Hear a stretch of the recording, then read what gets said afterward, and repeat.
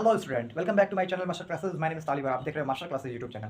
Class 12th mathematics, जो कि अध्याय नंबर 12 है, रैखिक प्रोग्रामन, प्रश्नावली 12.1 आज से हम स्टार्ट कर रहे हैं और इसका पहला क्वेश्चन अभी मैं करके दिखाता हूँ।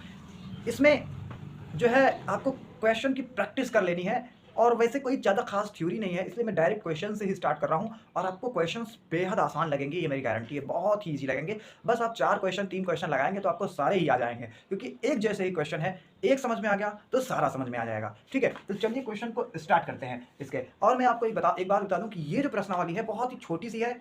आप इसके क्वेश्चन सीखने के बाद 100% गारंटी है कि एग्जाम में आएगा ही आएगा और आपको मार्क्स दे के जाएगा। 5 से ज़्यादा ही नंबर में आएगा, कभी 5 से कम नंबर में ये क्वेश्चन नहीं आएंगे। ठीक है, तो ये एक कमज़ोर बच्चों के लिए बहुत ही अच्छी प्रश्नावली है कि इसको पढ़ के नंबर अच्छा खासा 5 नंबर से ज़्यादा ही लाया जा सकता है। सोचो 5 नंबर सिर्फ कुछ 10 ही क्वेश्चन है मेरे ख्याल से पहली प्रश्नावली में, तो 10 क्वेश्चन को करने के बाद अगर आपको 5 नंबर मिल रहे हैं तो भैया इससे अच्छा तो हो ही नहीं सकता कुछ। तो आइए इस क्वेश्चन को स्टार्ट करते हैं। देखिए पहला जो क्वेश्चन है वो कह रहा है कि निम्न अवरोधों के अंतर्गत, अभी अवरोध सारा समझ में आ जाएगा क्या है, कि निम्न अवरोधों के अंतर्गत z बराबर 3x + 4y का अधिकतमीकरण करना है, जहां पे x + y less than or equal to 4। इसका मतलब है कि x + y को जब जोड़ते हैं तो वो 4 से छोटा या उसके बराबर आता है। ठीक है, 4 से छोटा या उसके बराबर आता है, तो इसको बोलते हैं less than or equal to. ठीक है, यहाँ पे x greater than or equal to 0, इसका मतलब यहाँ पे जो x है वो 0 से बड़ा है या तो बराबर है, x 0 से बड़ा है या तो उसके बराबर है, और y क्या है, y भी 0 से बड़ा है या तो बराबर है, यानी कि y greater than or equal to 0। तो ये जो दो बातें हैं ये आपको हर क्वेश्चन में मिलेंगी जरूर। ये दो बातें हर क्वेश्चन में मिलेंगी, क्योंकि इसका मतलब है कि वो जो आपको ग्राफ बनाना है, इस प्रश्नावली में एक ग्राफ भी बनाना रहता है ना, तो वो जो ग्राफ है वो इस प्रश्नावली में जितने भी ग्राफ हैं वो पहले चतुर्थांश यानी कि फर्स्ट कोऑर्डिनेट में बनाने हैं। तो ये बातें सिर्फ ये बातें बताती हैं कि वो जो ग्राफ है वो फर्स्ट कोऑर्डिनेट में बनेगा। ठीक है, तो ये हर क्वेश्चन में मिलेगा, इसलिए इसको लेकर टेंशन नहीं लेने का है, ये ऐसे ही रहना है, इसका सवाल में कोई यूज भी नहीं है। अब देखते हैं हमारे पास अवरोध क्या है। अब यहां से सॉल्व करते हैं हम। अवरोध दिया है z बराबर 3x + 4y। ये जो फंक्शन दिया है इसको बोलते हैं उद्देश्य फलन। उद्देश्य फलन, उद्देश्य फलन है x + y less than or equal to 4। ठीक है, देखो एक क्वेश्चन जैसे मैं लगाऊंगा तो आपको सारे समझ में आ जाएंगे, क्योंकि एक ही जैसे सारे क्वेश्चन को लगाने हैं। आइए हम पहला क्वेश्चन स्टार्ट करते हैं। तो पहले इसका हमको ग्राफ बनाना पड़ेगा। ग्राफ बनाना आपने क्लास 10th में ही सीखा होगा, नहीं आता कोई बात नहीं, फिर भी समझ में आ जाएगा आपको। देखो ध्यान से, तो x + y बराबर 4, यहाँ पे इस जो less than or equal to है उसको हम इक्वल का साइन लगा लेंगे, मतलब खुद से लगाना है, इसलिए बात खुद से करनी है। ठीक है, x + y बराबर 4 के ग्राफ के लिए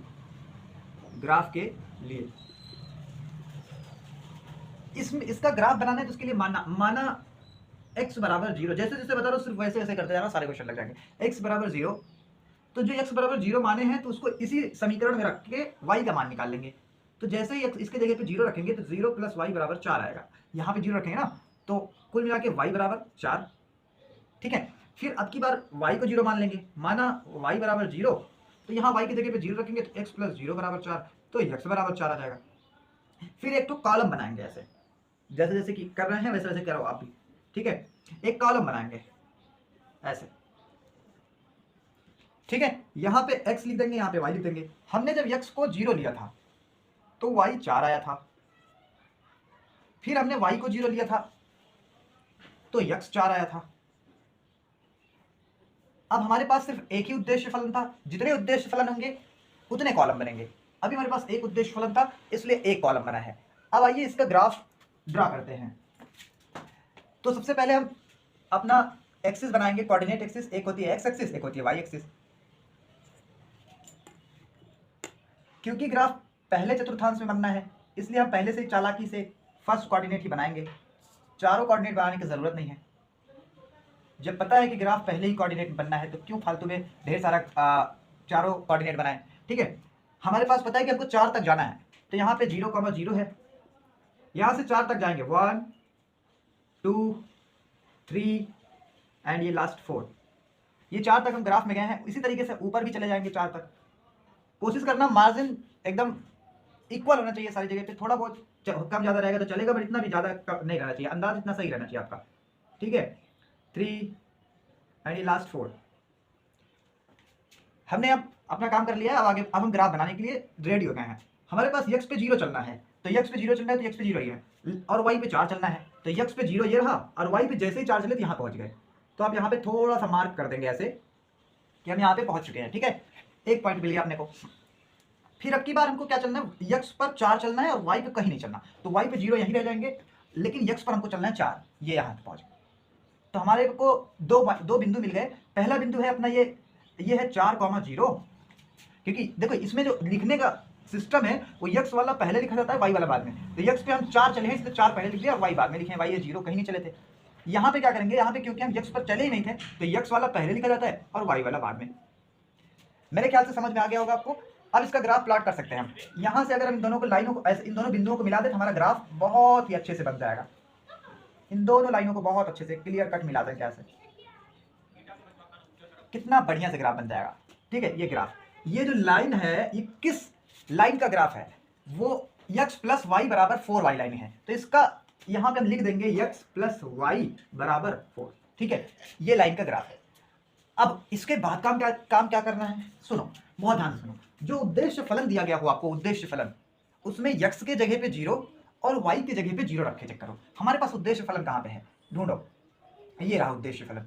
ये इस उद्देश्य फलन में इस ग्राफ को बनाने के बाद क्या करेंगे, ये चाहे तो आप रफ में भी काम कर सकते हैं या फिर फेयर में भी कर सकते हैं। अभी तक मैंने रफ का काम कोई नहीं बताया, अब मैं रफ का काम बता रहा हूँ आपको, या उसको आप फेयर में भी कर सकते हैं, जरूरी नहीं है कि रफ में ही करें, आप यहाँ भी चाहे तो रख सकते हैं। तो x बराबर 0 रख लो और y बराबर 0 रख लो इस उद्देश्य फलन में। तो x की जगह पे 0 रखेंगे प्लस y की जगह पे 0 रखेंगे और ये निशान लगाएंगे less than or equal to 4। इन दोनों को जोड़ेंगे तो 0 ही आएगा, less than or equal to 4। क्या ये बात सत्य है, कभी सत्य हो सकती है? अब इसमें हम चेक करेंगे सत्य असत्य के बारे में। क्या 0 4 से छोटा है? हाँ है, 0 4 से छोटा तो है, इसका मतलब बात क्या है, सत्य है, ये बात सत्य है। अब ये सत्य असत्य से निष्कर्ष क्या निकलता है, ये जो लाइन हमने खींची है इसमें हमको छायांकित भाग दर्शाना होता है। अब ये लाइन कितने रीजन को कवर कर रही है उसके लिए हमको क्या करना पड़ता है, छायांकित भाग दर्शाना पड़ता है। वो जो छायांकित भाग है वो पता कैसे लगेगा कि कहाँ पे है छायांकित भाग, तो इसीलिए हमने x के जगह पे 0 और y की जगह पे 0 रख के चेक किया, तो हमें जो हमारे पास जो कथन आया वो सत्य आया। जब उद्देश्य फलन में x और y 0 रखने पर बात सत्य आ जाए, 0 0 रखे हैं, ओरिजिन है ना 0 0, अगर 0 0 रखने पर बात सत्य आ जाए तो समझ जाना ग्राफ 0 की तरफ है, वरना अगर ये बात असत्य आ जाती तो वो जो ग्राफ होता वो 0 से दूर की तरफ हो जाता, सॉरी छायांकित भाग होता वो दूर हो जाता 0 से। ठीक है, तो यहाँ पे बात सत्य आई है, इसलिए मुझे पता है कि वो जो ग्राफ होगा वो 0 0 की तरफ होगा, तो इसलिए हम इसमें छायांकित भाग दर्शाएंगे वो 0 0 की तरफ दिखाएंगे। आप छायांकित भाग में चाहे जिसको रंग सकते हैं पूरा, चाहे जैसे मैं बना रहा हूँ ऐसे छायांकित कर सकते हैं, जैसा आपकी मर्जी। देखिए मैं ऐसे बना रहा हूँ, पटरी लिया हूँ लेकिन ऐसे बना रहा हूँ ताकि क्योंकि मिट ना जाए कहीं, इसलिए मैं जल्दी आप ऐसे बना ले रहा हूँ अंदाज के अच्छे से। आप भी बहुत अच्छे से पटरी से खूब अच्छे से बढ़िया छायांकित भाग करिएगा, जैसे मन करे वैसे छायांकित भाग कर दीजिए। बस ये इतना जो है छायांकित भाग मिला अपने को। 0 0 की तरफ था ग्राफ, सत्य बात आई थी इसलिए 0 0 की तरफ बनाया, वरना अगर मान लो यहाँ पे ये निशान पलट जाता, ऐसा लिखा होता मान लो, तो ये बात असत्य जाती, तो हम इधर छायांकित भाग ना करते, लाइन के उस तरफ 0 से दूर छायांकित भाग करते। लेकिन अभी तो हमारे पास जो है वो ऐसे ही सही बात है, इसलिए 0 की तरफ किए हैं। इतनी बात ही समझना थोड़ा सा मुश्किल था, बाकी अब सारा काम खत्म है। अब उसके बाद करेंगे क्या, फिर से एक टेबल बनाएंगे ऐसे। इस टेबल में क्या लिखना है वो समझो, मैं इसको मिटा देता हूं, ये आप चाहे तो रफ में भी कर सकते हैं या फिर फेयर में भी कर सकते हैं। ठीक है, ये काम रफ का भी था फेयर का भी था, जैसा मन करे आपको, जैसा मन करे वैसे, नंबर नहीं कटेंगे आपके, चाहे लिख देंगे तब भी और नहीं लिखेंगे तब भी। यहां पे आप जैसे मैं बना रहा हूं वैसे बना लीजिएगा। यहां पे लिखेंगे कोणीय बिंदु। अब मुझे हमें पता करना है कि अधिकतम मान कहां पे होगा इस ग्राफ के, तो उसके लिए कोणीय बिंदु चेक करो, कोणीय बिंदु, और यहाँ पे वो फलन क्या बोलते हैं उसको, अवरोध लिख दो जिस पर हमको अधिकतम या न्यूनतम मान प्राप्त करना है। z बराबर 3x प्लस 4y, इस पर हमको अधिकतम या न्यूनतम मान चेक करना है। ठीक है, कोणीय बिंदु क्या होते हैं कि जहां पर छायांकित भाग जितने में है उनके कोनों पर कौन कौन से पॉइंट्स हैं, तो इनके कोनों पर देखें तो अगर इस छायांकित भाग के तो एक पॉइंट है 0,0 0,0 जिसको मैं a कह दे रहा हूं। ठीक है, एक पॉइंट है 4,0 4,0 जिसको मैं b कह दे रहा हूं, और एक पॉइंट है 0,4 जिसको मैं c कह दे रहा हूं। ये हमारे पास 3 कोणीय बिंदु आए। अब इन 3 कोणीय बिंदुओं को हम क्या करेंगे, इस अवरोध में रख रख के मान निकालेंगे कि किसमें अधिकतम मान आता है वही अधिकतम मान होगा और जिसमें न्यूनतम मान होता है वही न्यूनतम मान आएगा। ठीक है, इनमें हम रखकर चेक करेंगे बहुत अच्छे से। आप बहुत अच्छे से इतनी बात पहले समझ लीजिए, x के जगह पे 0 रखना है और y की जगह पे भी 0। तो यहाँ पे z बराबर आएगा, जैसे ही x की जगह पे 0 y की जगह 0 रखेंगे तो कुल मिला के 0 ही आएगा। ठीक है, इतनी बात समझ में आई। और अगर x के जगह पे 4, ये x वाला पॉइंट है और ये y वाला, तो x के जगह पे 4 और y वाला 0 रखना है। तो x के जगह पे 4 जैसे रखेंगे, 4 और 3 का गुणा होगा, 4 3 12 हो जाएगा, लेकिन यहाँ पे 0 हो जाएगा। तो टोटल z बराबर आएगा 12। y की जगह पे 4 रखेंगे और x के जगह पे 0 रखेंगे, तो यहाँ पे तो 0 हो जाएगा, यहाँ 4 रखने से 4 चौके 16 आएगा, z बराबर 16। अब आप इन तीनों में देखकर बताओ कि कौन सा ऐसा पॉइंट्स है, कौन सा ऐसा बिंदु है जहां पर z का अधिकतम मान आया है और z का न्यूनतम मान आया है। तो आप देख रहे होंगे, क्योंकि हमें अधिकतमीकरण करना है, इसलिए ये जो z का मान आया है ये अधिकतम मान है। अधिकतम मान 16 सबसे बड़ा है ना, इसलिए अधिकतम मान हो गया। आप ऐसे लिख सकते हैं। बस आपका क्वेश्चन खत्म हो गया। यही तो करना था हमको, z का अधिकतम मान निकालना था, यही तो करना था भैया। हो गया, बस ये टेबल ऐसे बंद कर देंगे, खत्म। यही इतना करना था। तो ये क्वेश्चन बहुत ही इजी है, आप आराम से कर सकते हैं। तो आप अगर चाहें तो एक लाइन में और भी लिख सकते हैं। मैं यहाँ पे लिख दे रहा हूँ ये बात। क्या लिख सकते हैं, यहाँ पे लिखना है, बट वहाँ यहाँ पे लिख रहा हूँ, जगह नहीं है। तो यहाँ पे लिख देंगे कि बिंदु C 0,4 पर अधिकतम मान 16 है। ये आप लास्ट में इतने बात लिख देंगे। ये क्वेश्चन जब भी आएगा तो बड़े नंबर में आएगा, मतलब 5 नंबर से ज्यादा नहीं आएगा, कम में कभी नहीं आएगा, क्योंकि ये नंबर देखा गया, मतलब ये ऐसा मॉडल पेपर्स में और पिछले क्वेश्चंस में, पिछले सालों आए क्वेश्चंस में देखा गया है कि ये क्वेश्चन बड़े नंबर में आता है और बहुत इजी क्वेश्चन है। आप देख ही रहे होंगे कि क्या करना है इसमें। पहले हमने क्या किया, एक बार समराइज कर देते हैं जल्दी से। इसको बोलते हैं अवरोध, इसको बोलते हैं उद्देश्य फलन। तो अवरोध और उद्देश्य फलन, अवरोध का काम सबसे लास्ट में यही खाली रखता है, बस जब मान रखने लगते हैं। हमें पहले उद्देश्य फलन से ग्राफ बनाना पड़ता है। तो उद्देश्य फलन से हमने ग्राफ बनाया, x प्लस वाई बराबर 4। हमने यहाँ पे इसको हटाकर प्लस बराबर का निशान लगा लिया और ग्राफ, इसके ग्राफ के लिए, ठीक है, इसके ग्राफ के लिए। तो x बराबर 0 रख दिया यहाँ पे, तो हमारे पास y बराबर 4 आ गया। अब फिर y बराबर 0 रख दिया तो x बराबर 4 आ गया। इस तरह से हमने इसको टेबल में रख लिया और इस टेबल को देख देख कर यहाँ पे हमने क्या किया, ग्राफ प्लॉट कर दिया। जब ग्राफ प्लॉट किया तो यहाँ पे जितने भी कोणीय बिंदु थे, हमने क्या किया, फिर 0 को 0 0 रखकर, उस उद्देश्य फलन में 0 0 रखकर चेक किया, तो हमें मिला बात सत्य है। ये बात ये जो लिखी गई है सत्य बात है। तो इस तरह से इसका ग्राफ जो छायांकित भाग है वो हमने देखा कि 0 की तरफ आएगा।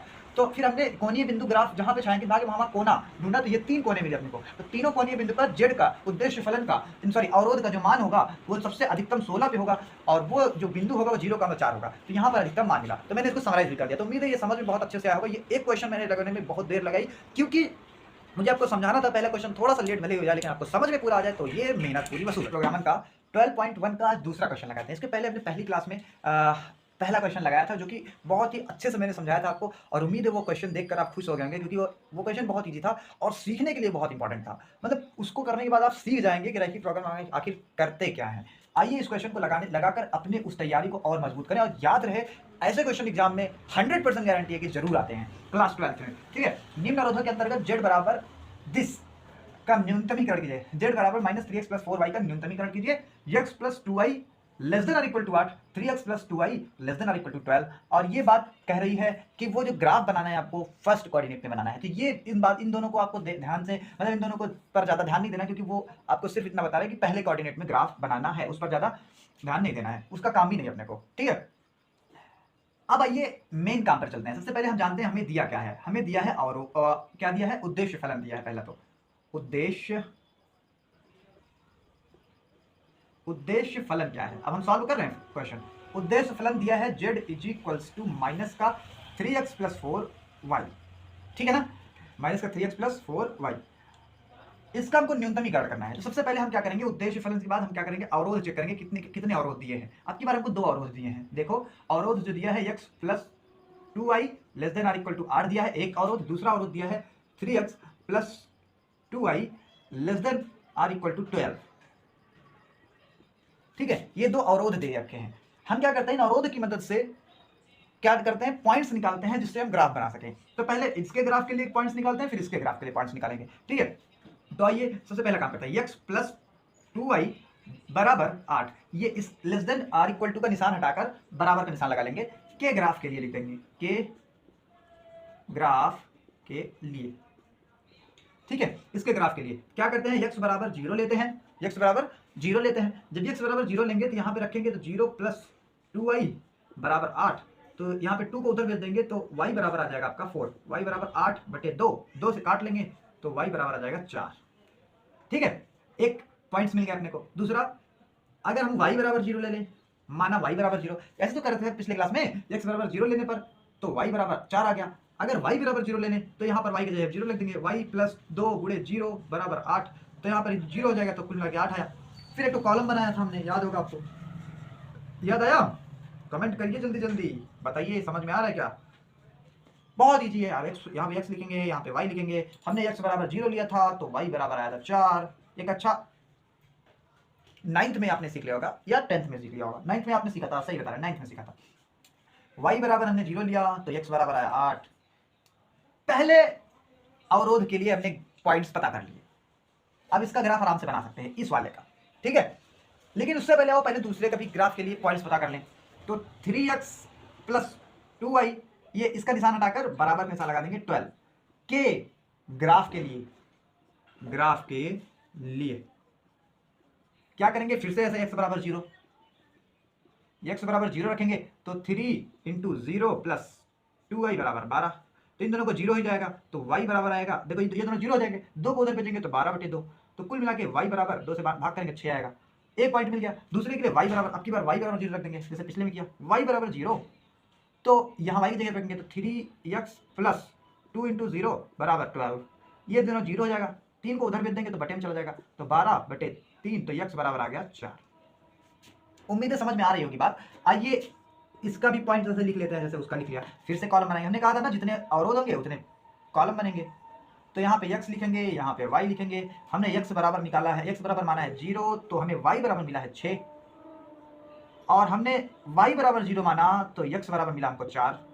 ठीक है, और अवरोध हैं? नहीं, बस 2 अवरोध है, 2 अवरोध हमने काम कर लिया 2 अवरोध का। अब ये 2 कॉलम से हम क्या करेंगे, ग्राफ बनाएंगे। पहले इसका ग्राफ बनाएंगे, फिर इसका ग्राफ बनाएंगे। तो उसके लिए सबसे पहले हम कॉलम खींचेंगे। हमको देखो, पहले हमको एक बात समझ लो, हमको 8 तक जाना है। कितना जाना है? 8 तक। सबसे बड़ी गिनती 8 है, मतलब हमको ग्राफ में 8 कम से कम चाहिए। तो आओ ग्राफ बनाते हैं, थोड़ा इधर से बनाते हैं जिससे ग्राफ अच्छा लगे देखने में। ग्राफ बहुत अच्छे से बनाना भैया, इसी के नंबर मिलेंगे आपको पूरे के पूरे। ग्राफ बहुत ही सुंदर बनाना है। लो या बिल्कुल मस्त। ठीक, आइए इस पर अंकित कर लेते हैं नंबर अपने। यहाँ पे 0,0 होता है, पता ही है सबको, 0 से स्टार्ट होती है गिनती। तो यहाँ से यहाँ पे मैं दो का गैप लेके चलता हूँ, क्योंकि नहीं तो मेरे को 8 तक जाना है ना, तो एक एक करके गैप लूंगा, ज़्यादा हो जाएगा, इसलिए मतलब बहुत पास हो जाएगा। मैं दूर दूर लिखना चाह रहा हूँ। यहाँ पे 1 है, यहाँ पे 2, यहाँ पे फिर 3 है, यहाँ पे 4, यहाँ पे 5 है, यहाँ पे 6, यहाँ पे 7 है, यहाँ पे 8, ऐसे मतलब गैप ले लिया जिससे मेरे को ग्राफ बनाने में सुंदर लगे देखने में, और कुछ नहीं। आप भी ले सकते हो ऐसे, जितना मन पे उतना गैप लो। यहाँ पे 2, 4, 6, यहाँ पे 8।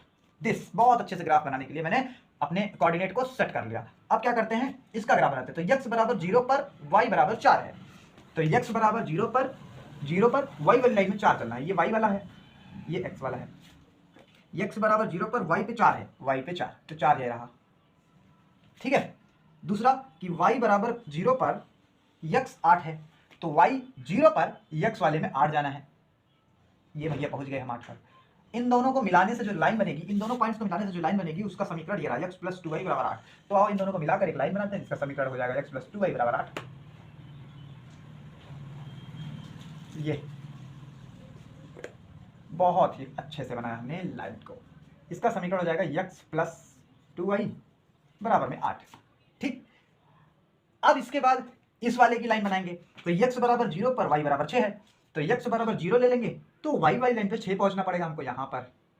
दूसरा कि y बराबर अगर 0 है तो x बराबर है 4। ग्राफ बनाना आपको आता होगा, 9th क्लास से सीखते आए होंगे। अगर आप मैथ लिए हो तो इसका मतलब आपको आ रहा है। नहीं भी आ रहा है तो कोई बात नहीं, इतना इजी वे में मैं सिखा रहा हूँ कि आप सीख सकते हो। y बराबर 0 तो x बराबर 4, तो y पर 0 है तो x पर 4 पहुंचना है, ये पहुंच गए।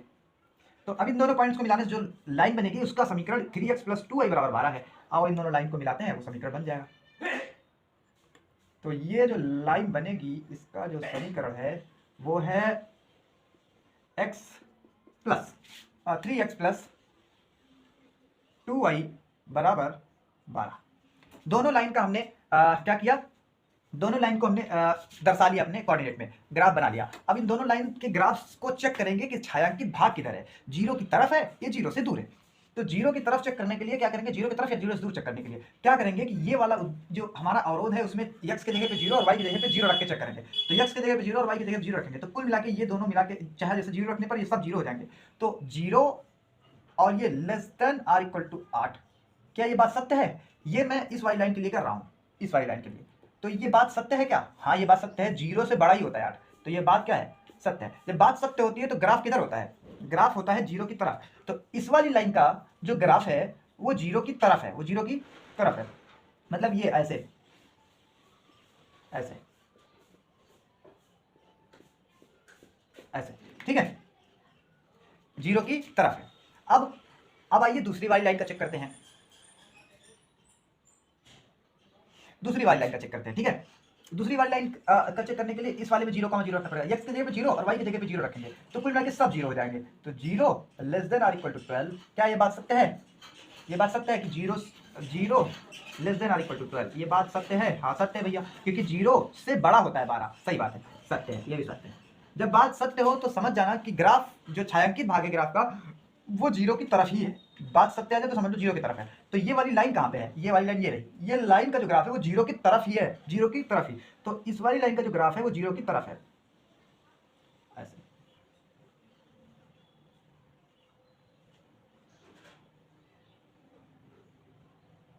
जीरो की तरफ, ठीक है, जीरो की तरफ ही है। अब मुझे सिर्फ काम है उतने का जो दोनों में कॉमन है, क्योंकि वही हमको अधिकतम या न्यूनतम बिंदु, न्यूनतम मान देते हैं, वही हमको अधिकतम या न्यूनतम मान देते हैं, वही कोणीय बिंदु हमको अधिकतम और न्यूनतम मान देते हैं जो छायांकित भाग कॉमन होते हैं, उन्हीं कोणीय बिंदु से हमको अधिकतम या न्यूनतम मान प्राप्त होता है। तो मेरे को दिख रहा है कि भैया अगर मैंने इस वाली लाइन से छायांकित भाग निकाला तो वो इस तरफ जीरो की तरफ है, ठीक है भैया। इस वाली लाइन से मैंने निकाला छायांकित भाग तो वो जीरो के इस तरफ है। तो दोनों में ऐसा पार्ट जो कॉमन हो, कॉमन का मतलब जो दोनों में ही हो, ऐसा छायांकित भाग जो दोनों से छायांकित हुआ हो, वही हमको क्या देगा? अधिकतम या न्यूनतम मान देगा। तो मुझे दिख रहा है कि ये वाला तो खाली इस वाली लाइन के साथ में है, मतलब ये लाइन ने इतने भाग को केवल क्या किया है? छायांकित किया है, एक्स्ट्रा, ठीक है। और ये वाली लाइन ने इतने भाग को एक्स्ट्रा छायांकित किया है। तो इसका मतलब ये दोनों फालतू में है, मेरे को सिर्फ उतना चाहिए जो कॉमन हो, जो दोनों से छायांकित हुआ हो। तो ये वाला ही, सिर्फ ये पॉइंट और ये पॉइंट और ये पॉइंट और ये पॉइंट, इतने पॉइंट्स हैं, इतने पॉइंट से जो घिरा क्षेत्र है, छायांकित भाग है, वही क्या है? दोनों में कॉमन है। तो इतना फालतू में इसको मैं मिटा दूंगा। तो अब आप लोग चालाक रहना पहले से ही कि उतना ही बनाना जितना कि छायांकित कॉमन भाग हो, जो कॉमन छायांकित भाग हो उतना ही बनाना, ठीक है। तो मैं इतना मिटा दे रहा हूं जितना कि मेरे को जरूरत नहीं है, क्योंकि ये दोनों में कॉमन नहीं है ना, दोनों में जो कॉमन पोर्शन है वही वाला हमारे काम का है, तो ये कॉमन नहीं है। तो उम्मीद है समझ में आ गया होगा बात कि कॉमन पोर्शन को लेना है। क्या लेना है? कॉमन पोर्शन को। तो यही जो भाग है वही कॉमन है, इतना, ठीक है। ये जो भाग है वो कॉमन है दोनों में। आप इसको रंग सकते हैं बहुत ही अच्छे से, जैसे मन करे वैसे रंग डालो। ये जो भाग है वो कॉमन है दोनों में। हाँ चलिए अब क्या करेंगे, ये दोनों तो सिर्फ समझने वाली बात थी, रफ का काम था, आप चाहे इसको फेयर में कर सकते हैं, कोई बात नहीं। हम क्या करेंगे? कोणीय बिंदु लिखेंगे। क्या लिखेंगे भैया? कोणीय बिंदु लिखेंगे। मेरे पास कितने कोणीय बिंदु हैं? एक तो ये वाला है 4,0 और ये वाला पॉइंट है 0,4। देखो यहाँ से बना लेना अपना, उसको नाम लिखेगा। लेकिन हमारे पास अगर मैं देखूं छायांकित भाग में तो मेरे पास एक कोना, दो कोना, ये साला तीसरा कोना भी मेरे को चाहिए। ये वाला पता है मेरे को, 1 2 3 कोने पता है, लेकिन इस कोने को नहीं पता। ये गड़बड़ कर रहा है। तो ये कोना कैसे पता किया जाए? दिमाग लगाओ, दिमाग लगाओ, दिमाग लगाओ। अगर कहीं दो चीज आके कट करते हैं, प्रतिच्छेद करते हैं, तो ध्यान से देखो, ये वाली लाइन का समीकरण ये रहा, इस वाली लाइन का समीकरण ये रहा। ये दोनों लाइनें बिंदु, इस वाले बिंदु पर प्रतिच्छेद कर रही हैं। जहां पर दो लाइनें प्रतिच्छेद करती हैं वहां से अगर हम दो समीकरणों को हल करेंगे तो वो प्रतिच्छेद बिंदु का निर्देशांक हमको पता चल जाएगा। अब देखिए हम इन दोनों को सॉल्व, इन दोनों समीकरणों से x और y का मान निकालेंगे जो कि ये पॉइंट का निर्देशांक होगा। तो आइए इन दोनों को सॉल्व करते हैं। 3x + 2y = 8 = 12, ये वाला पहला समीकरण। दूसरा वाला x + 2y = 8। इन दोनों समीकरणों को विलोपन विधि से सॉल्व करेंगे, आपने क्लास 10th में पढ़ा होगा। तो घटाने पर ये दोनों, ये 2y कट जाएगा, तो घटाने पर निशान बदल जाते हैं, ये दोनों कट जाएंगे और 3 में से 1 x जाएगा तो 2x बचेगा और बराबर में इधर 12 में से 8 जाएगा तो 4। तो इस हिसाब से x = 2, उधर भाग में चला जाएगा तो भाग होगा तो 2 बचेगा। और अगर x का मान उठा के हम इस वाले समीकरण में रख दें, इस वाले में, तो x की जगह पे 2 रखेंगे प्लस y की जगह 2y = 8, 2 को उधर भेज दिया तो 2y बराबर 2 उधर जाके घटेगा तो 6 बचेगा, और टोटल यहाँ से y बराबर आएगा 2 से भाग हो जाएगा तो 3। तो x बराबर 2 और y बराबर 3, इस बिंदु का निर्देशांक हो गया x बराबर 2 y बराबर 3। अब हमको सारे कोणीय बिंदु पता चल गए।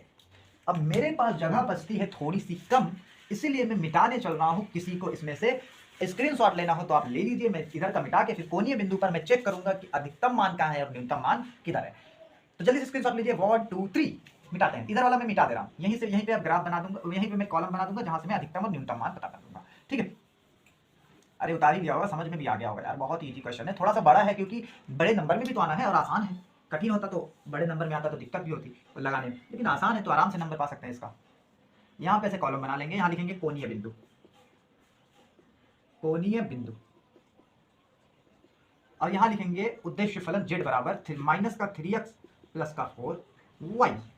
कोणीय बिंदु कितने हैं? एक तो 0,0 है जिसको मैं O कह दे रहा हूँ इस बार, ठीक है। एक तो ये इसको A कह दे रहा हूँ, इसको B कह दे रहा हूँ, इसको C कह दे रहा हूँ। तो हमारे पास एक कोणीय बिंदु A है जो कि 4,0 है, एक कोणीय बिंदु B है जो कि 2,3 है, एक कोणीय बिंदु C है जो कि 0,4 है। हमारे पास 3 कोणीय बिंदु आ गए, 4 कोणीय बिंदु हैं। इन चारों कोणीय बिंदु पर z का मान निकालो। तो z बराबर x0 और y0 रखेंगे तो टोटल 0 ही आएगा। अगर a 4 और x4 0 मतलब x4 और y0, तो x4 और y0 तो y ये खत्म हो जाएगा। तो यहाँ पे x4 रखेंगे तो z बराबर 4 और 3 12 -12 आएगा। ठीक है। b x2 y3, अगर x की जगह पे 2 रख दें और y की जगह पे 3 रख दें तो उसको जल्दी कर लेते हैं। यहाँ पे माइनस का 3 गुणे x के जगह पे 2 रख दें, रफ का काम है, कोई फेयर वर्क नहीं करना, और y की जगह पे 3 रख दें, 4 गुणे 3 तो 3 दूनिया 6 प्लस 4 3 12, 12 में से 6 गए तो 6 आएगा। यहाँ पे z बराबर आएगा 6। ठीक है, अब इसलिए बहुत आसान है। सी में क्या करेंगे, अगर x के जगह पे 0 और y की जगह पे 4 रखते हैं तो x की जगह पे 0 रखेंगे तो पूरा 0 हो जाएगा, y की जगह 4 रखेंगे 4 को 16, तो z बराबर आ जाएगा 16। ठीक, ये आ गए कोणीय बिंदुओं पर मान क्या क्या है। अब मेरे को पता करना था न्यूनतम मान क्या है, तो यहां पे सबसे छोटा मान क्या है, 0 मत बता देना, 0 से छोटा वो होता है जो माइनस में होता है, इसलिए ये माइनस में है तो ये है न्यूनतम मान। दिस इज द न्यूनतम मान।